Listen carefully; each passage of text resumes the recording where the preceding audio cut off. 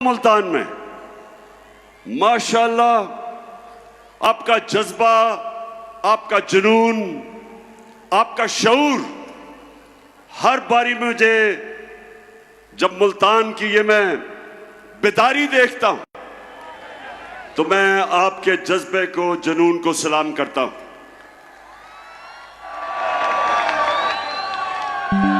अब मुल्तान,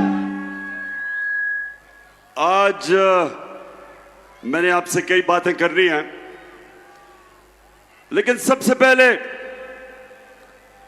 जो मैं देखता हूं जिस तादाद में आज मुल्तान में हमारी ख्वातीन आई हुई हैं, मैं खास तौर पे आज आपको सलाम भी करता हूं और आप सबके लिए मैं पैगाम, अपनी ख्वातीन के लिए मैं पैगाम जो देना चाहता हूं वो ये कि देखें, अपने बच्चों को आपने खास तौर पे एक चीज समझानी है। नौजवानों, ये आपके लिए भी है। हमने अपने बच्चों को समझाना है कि कोई मुल्क अजमत पे नहीं जा सकता, तरक्की नहीं कर सकता, उस मुल्क की दुनिया में इज्जत नहीं हो सकती जब तक वो मुल्क अपना मुकाम नहीं समझता, जब तक वो मुल्क एक चीज अपने ज़हन में नहीं डालता कि अल्लाह ने हमें पर दिए, अल्लाह ने हमें पर दिए हैं, हम अशरफुल मखलूकात हैं, सबसे अजीम अल्लाह की मखलूक। कोई जरूरत नहीं है कि हम जमीन के ऊपर चूंटियों की तरह रींगे। जो मैं आपको पैगाम देना चाहता हूं वो ये कि हम सब में अल्लाह ने सलाहियत दी है, हम सब में अल्लाह ने वो ताकत दी है कि हम बड़े बड़े काम कर सकते हैं, हम अपने मुल्क को उठा सकते हैं, हम इसको वो मुल्क बना सकते हैं जो इलामा इकबाल की ख्वाब थी, एक मिसाली इस्लामी रियासत जो दुनिया के अंदर मिसाल बने कि असल में इस्लाम क्या है। तो मैं अपनी बहनों, आप सबको और अपने नौजवानों को, खास तौर पे आपको, मैं जो आपको पैगाम देना चाहता हूं वो ये कि अल्लाह आपको एक बड़ा इंसान बनाता है। हम अपनी कमजोरियों की वजह से एक छोटा सा इंसान बन जाते हैं। मैं जब क्रिकेट खेलता था, मेरे से बहुत ज्यादा सलाहियत रखने वाले खिलाड़ी थे, मेरे से ज्यादा टैलेंटेड थे, लेकिन उनकी ख्वाब बड़ी नहीं थी, सोचते नहीं थे बड़ा।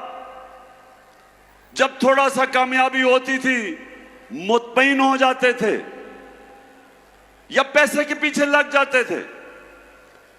ये मेरे पाकिस्तानियों एक चीज रखना, ये मेरे कभी लफ्ज ना भूलना, पैसे को इस्तेमाल करना सीखो, पैसे से कभी इस्तेमाल ना होना।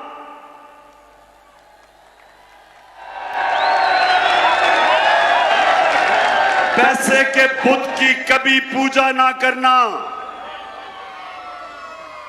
हजरत मूसा जब वो 40 दिन के लिए गए तो पीछे उनकी कौम, जो कुरान शरीफ में आता है कि सोने की गाय की पूजा कर दी, मतलब कि पैसे की पूजा शुरू हो गए।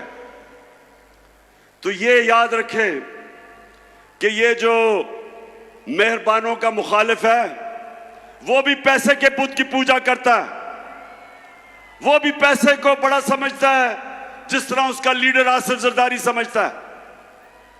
कभी भी मेरे मुल्तान के पाकिस्तानियों, ला इलाहा इल्लल्लाह का मतलब समझो, स्वाय अल्लाह के। जब आप किसी के चीज के सामने झुकते हैं वो शिर्क है। चाहे वो पैसे का बुत है, चाहे वो खौफ का बुत है। आजकल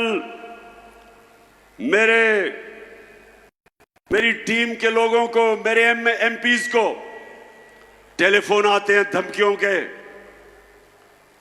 कि ये पार्टी छोड़ो। मीडिया को धमकियां दी जाती हैं, मीडिया हाउसेस को धमकियां दी जाती हैं, एंकर्स को, सहाफियों को डराया जाता है कि इमरान खान के साथ ना चलो, नहीं तो हम ये कर देंगे। तो मेरी कौम, ये सबसे खौफनाक बुत पैसे के बुत के अलावा खौफ का बुत है। खौफ भी एक बड़े इंसान को छोटा बना देता है। आज तक कोई बड़ा खिलाड़ी नहीं निकला जिसने अपने खौफ को काबू नहीं पाया। आज तक कोई बड़ा फौजी नहीं निकला जिसको तगमे मिले हो, जिसने अपने खौफ के बुत के ऊपर काबू ना पाया हो। बड़ा बिजनेसमैन बना जिसको नुकसान से डर, उस डर के ऊपर काबू ना पाया हो। कोई भी इंसान जो अपनी ख्वाब के पीछे जाने से डरता है, वो बड़ा इंसान नहीं बनता। और इसलिए मैं जब प्राइम मिनिस्टर था, मैंने रहमतुल आलमीन अथॉरिटी बनाई। उसका मकसद क्या था? क्या मकसद था?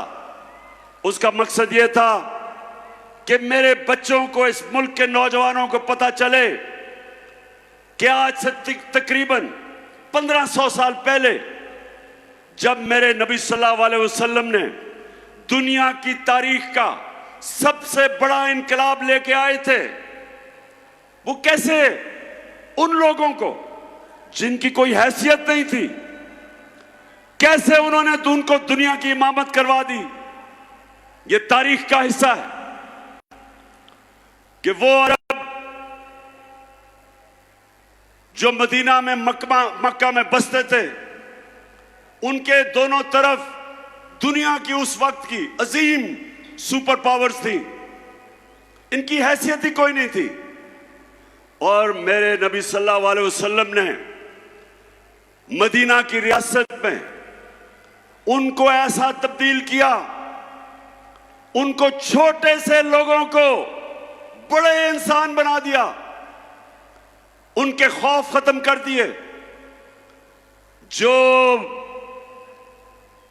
जो अल्लाह के सिवा जिन बुतों की वो पूजा करते थे, बुत खत्म कर दिए। वो लोग परवाज करते करते कई 100 साल तक उन्होंने दुनिया की इमामत की, दुनिया के अजीम तरीन कौम बन गए।